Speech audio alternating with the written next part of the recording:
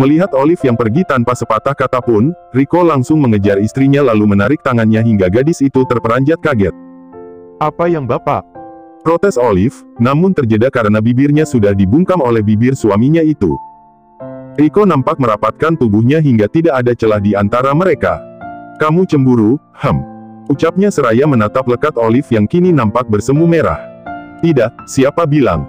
Sangkal Olive, meski ia cemburu saat melihat suaminya itu dicium oleh Sarah.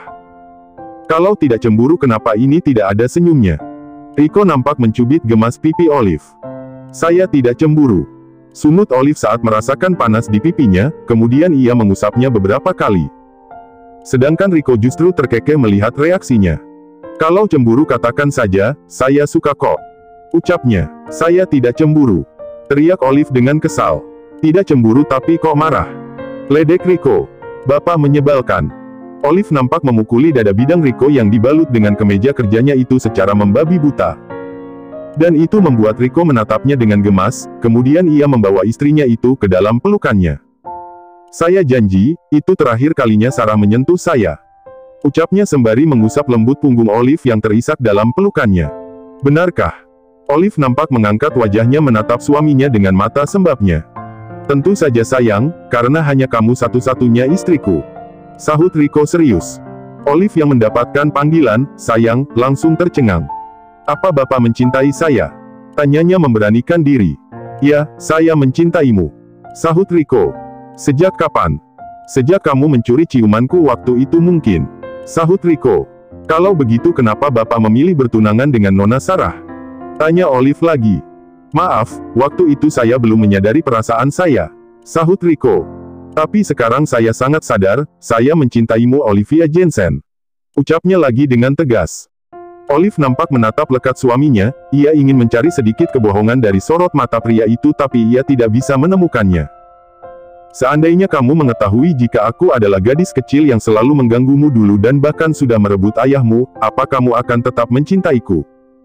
Olive rasanya tidak mempunyai keberanian untuk mengatakan yang sebenarnya, ia takut Rico akan membencinya seperti waktu mereka masih kecil dulu. Saya juga mencintai Bapak. Ucapnya yang langsung membuat Rico melebarkan senyumnya. Terima kasih. Rico kembali memeluk Olive dengan sayang. Mereka nampak saling berpelukan setelah mengetahui bagaimana perasaan mereka masing-masing. Pak, saya ingin kembali bekerja. Olive mengurai pelukannya. Bisa tidak mulai hari ini kita bicaranya, aku dan kamu, saja bahkan saling memanggil sayang juga boleh. Pinta Rico. Tapi ini di kantor, saya tidak mau yang lainnya tahu. Tolak Olive. Kenapa memangnya kalau tahu? Kamu istriku, aku ingin semua orang tahu bahkan keluargaku juga. Tegas Rico. Untuk sementara waktu saya mohon, biarlah menjadi rahasia kita dulu sampai Bapak benar-benar memutuskan hubungan dengan Nona Sarah. Mohon Olive. Mendengar permintaan istrinya Rico nampak menghela napas panjangnya. Baiklah tapi kupastikan itu tidak akan lama, aku bukan pria pengecut yang menyembunyikan pernikahannya. Tegasnya tak setuju dengan ide Olive. Terima kasih. Sahut Olive, kemudian memeluk kembali Rico. Kamu mau bulan madu kemana? Tanya Rico kemudian. Hah? Bukannya pengantin baru harus bulan madu? Tukas Rico yang langsung membuat Olive bersemu merah. Tapi bagaimana kalau ada yang mengetahui hubungan kita? Olive nampak khawatir. Terus salahnya di mana, bukannya kita suami istri? Rico nampak menaikkan sebelah alisnya dan itu membuat Olive langsung melotot menatapnya. Bapak! Teriak Olive dengan kesal dan itu justru membuat Rico merasa gemas dan ingin menggodanya terus. Namun tiba-tiba seseorang masuk ke dalam ruangannya hingga membuat mereka langsung salah tingkah. Maaf, Pak. Pras menatap aneh pada bos dan asistennya yang sedang terlihat sedikit intim itu, seperti pasangan kekasih pikirnya.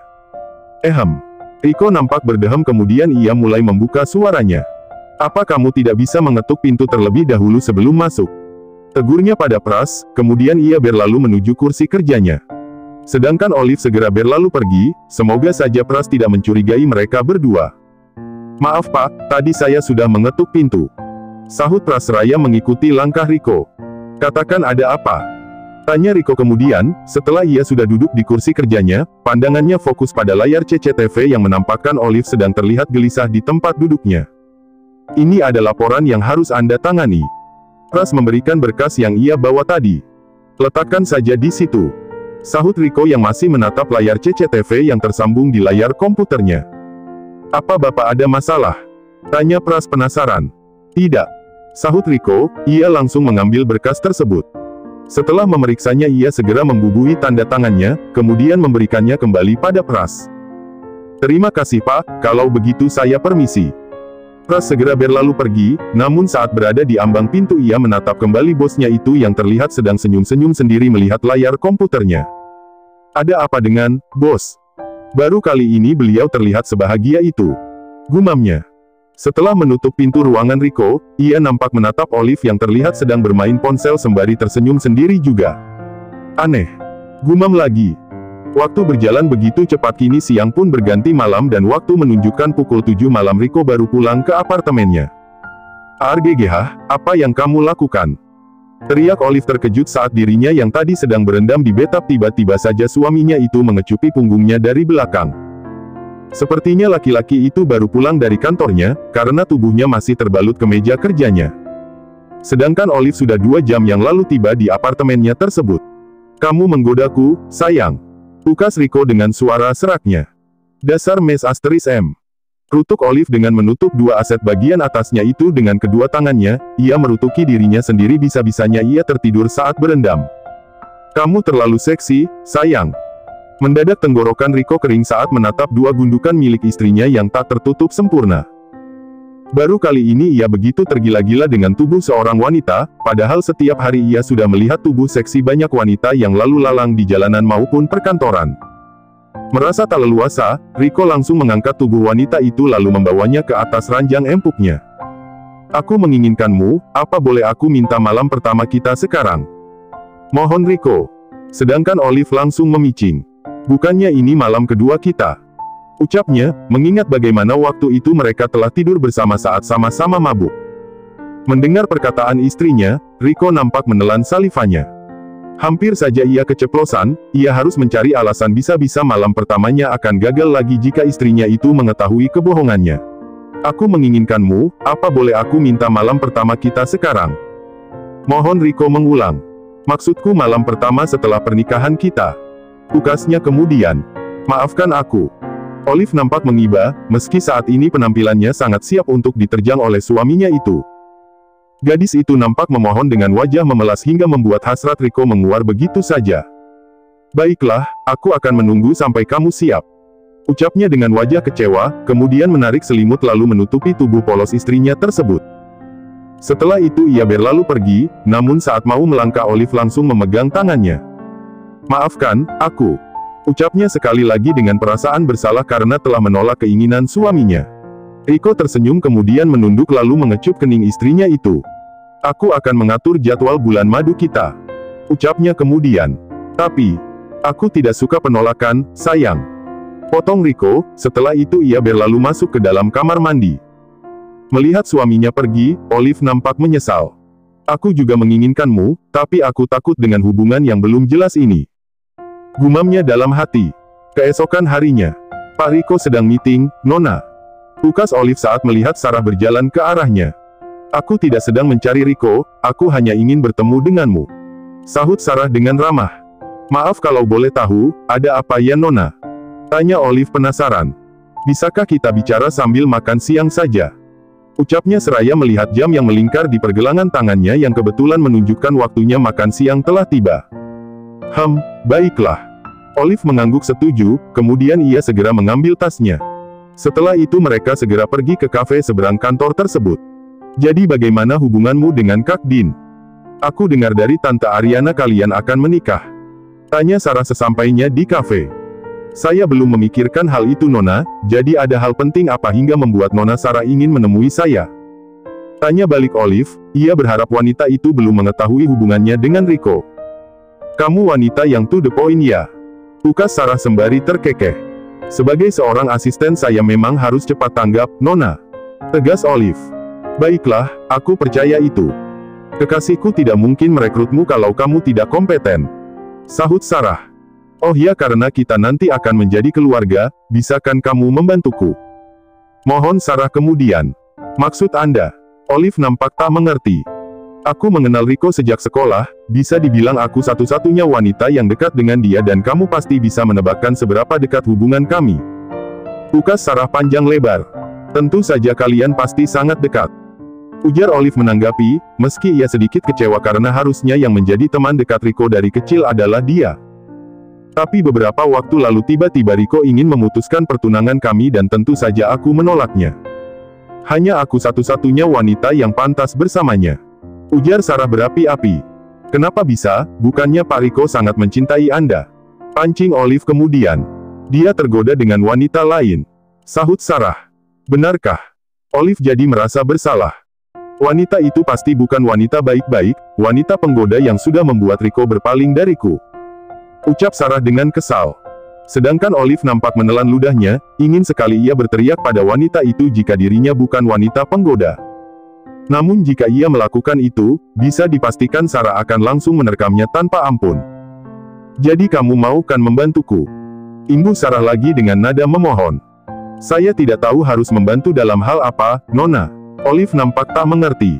Tolong awasi kekasihku. Sahut Sarah yang langsung membuat Olive lagi-lagi menelan salivanya. Sepertinya Anda sangat mencintai Pak Riko, Nona. Ukas Olive.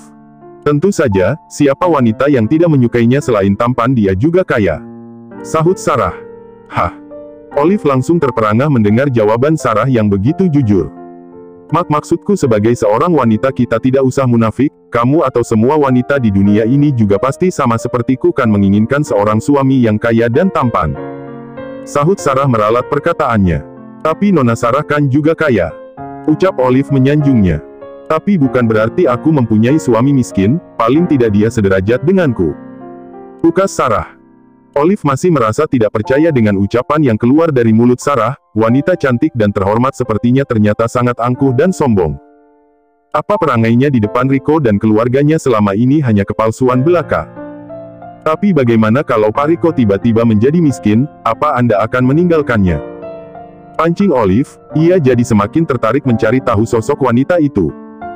Itu tidak mungkin, dia pengusaha sukses dan kaya 7 turunan.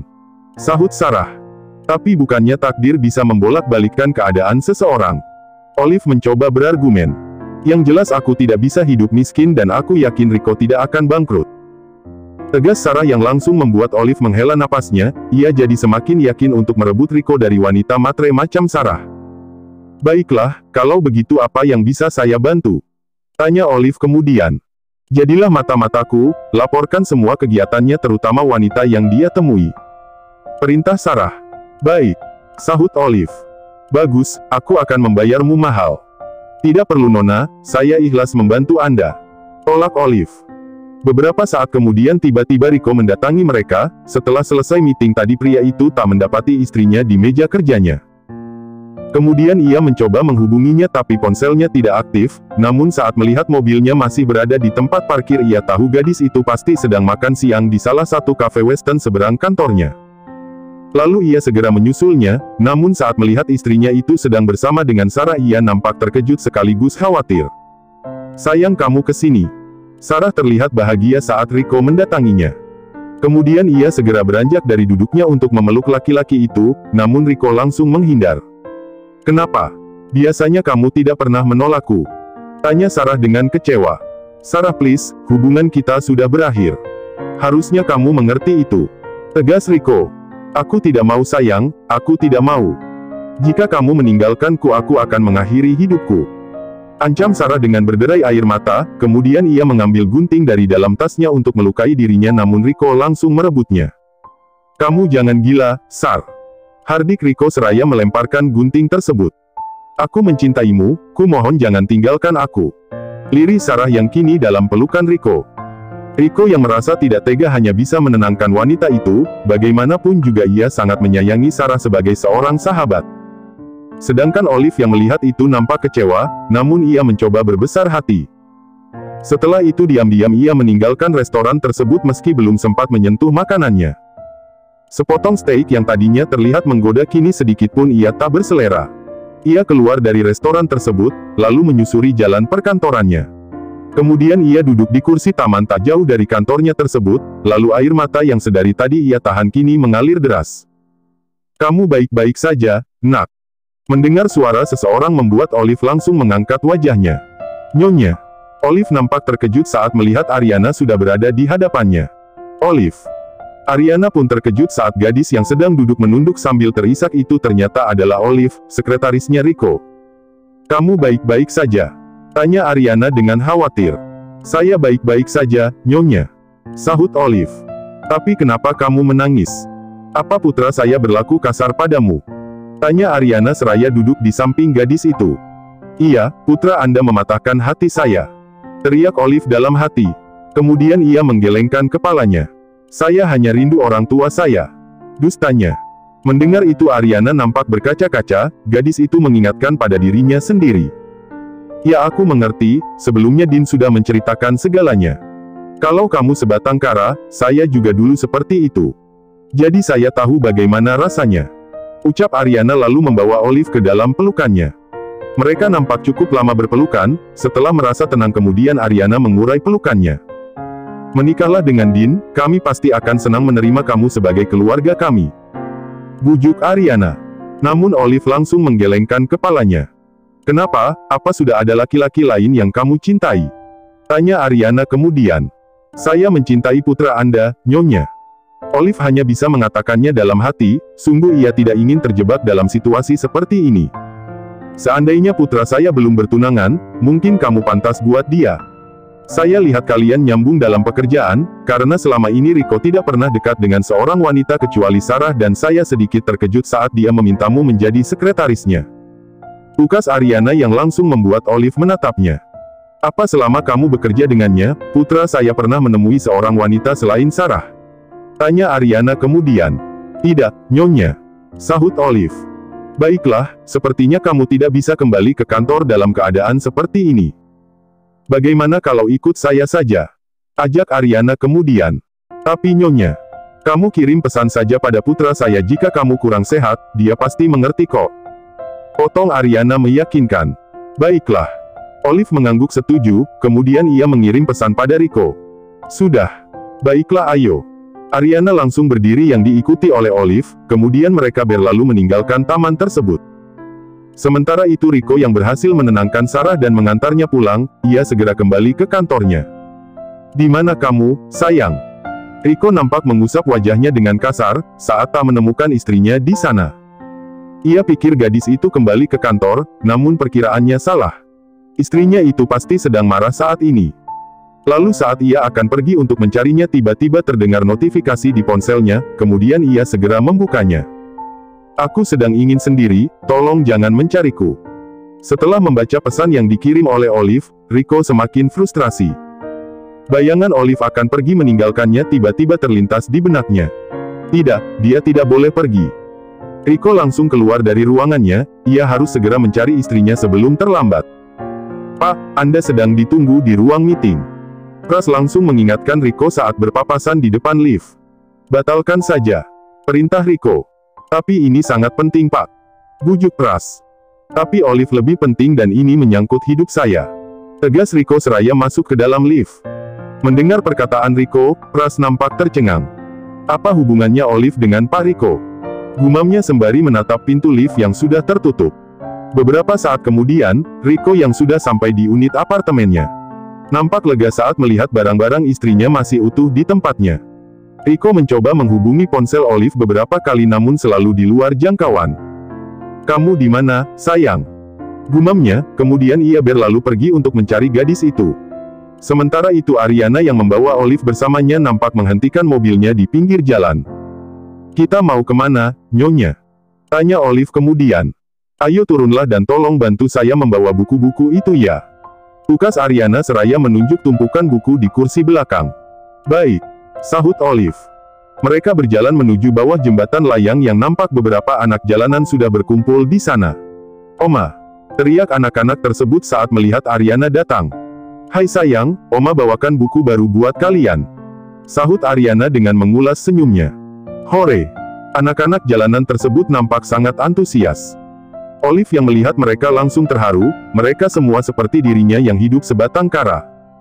"Om Rico dan Tante Sarah mana Oma?" tanya salah satu dari mereka.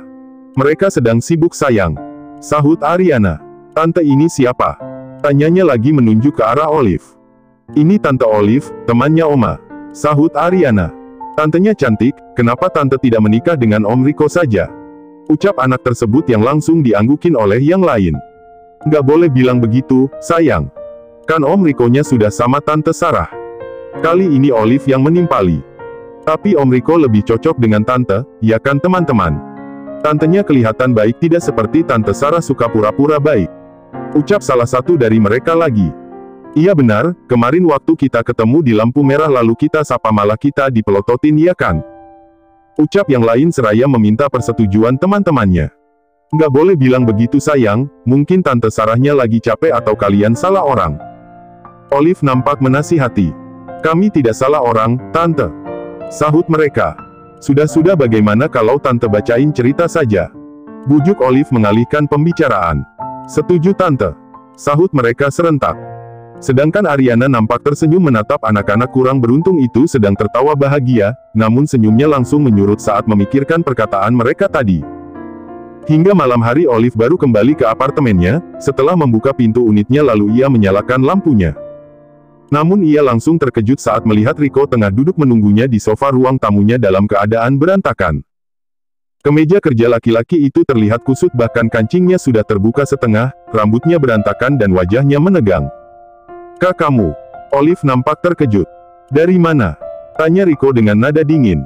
Jalan-jalan. Sahut Olive sembari melepaskan sepatunya. Kenapa matikan ponselnya? Baterainya habis. Sahut Olive sembari melangkahkan kakinya masuk ke dalam kamarnya. Merasa diabaikan, Rico langsung mengejar istrinya. Kamu bohong kan? Ucapnya seraya mencekal tangan gadis itu yang nampak akan masuk ke dalam kamar mandi. Seharian ia seperti orang gila mencari istrinya itu, ada perasaan lega saat gadis itu pulang. Namun ia juga menahan amarahnya karena perasaan khawatir yang berlebihan akan kehilangannya. Terserah kamu, lagi pula kamu juga suka kan berduaan dengan wanita itu. Sahut Olive dengan kesal. Sayang, kamu salah paham. Rico mencoba membujuk. Lebih baik kita udahan saja, aku lelah. Tolong biarkan aku pulang ke Jerman. Mohon Olive yang langsung membuat Rico nampak mengeraskan rahangnya lalu menatap gadis itu dengan tajam. Tidak, kita tidak akan pernah berpisah sampai kapanpun. Tegasnya, hubungan mereka baru saja dimulai bagaimana bisa langsung berakhir. Kemudian Rico meraih pinggang Olive hingga membuat wanita itu menabrak dada bidangnya. Lepaskan. Mohon Olive saat Rico mulai menguasai dirinya, namun laki-laki itu langsung membungkamnya. Ia harus menjadikannya miliknya, agar istrinya itu tetap berada di sisinya. Ku mohon lepaskan aku. Mohon Olive dengan berderai air matanya saat suaminya itu menghempaskannya ke ranjangnya. Tidak, kamu tidak akan pergi kemana-mana sayang. Kamu akan menjadi memilikku sampai kapanpun. Apa kamu mau memperkasterisasi istrimu sendiri? Rutuk Olive di sisa-sisa tenaganya, bagaimanapun ia memberontak Rico tetaplah pemenangnya. Aku sangat mencintaimu, sayang. Ia bersyukur gadis itu menjaga kesuciannya dengan baik. Ia jadi merasa bersalah karena dulu pernah menuduhnya yang tidak-tidak. Sedangkan Olive yang sedang memejamkan matanya nampak buliran bening membasahi pipinya, perasaannya campur aduk antara senang dan sedih menjadi satu. Ia senang karena telah memberikan kesuciannya pada pria yang sangat ia cintai, namun ia juga sedih karena hubungannya dengan pria itu mungkin saja sedang berada di ambang kehancuran meski baru dimulai. Dan mulai hari ini ia tidak akan melepaskan wanita itu meski jalan di depannya begitu terjal.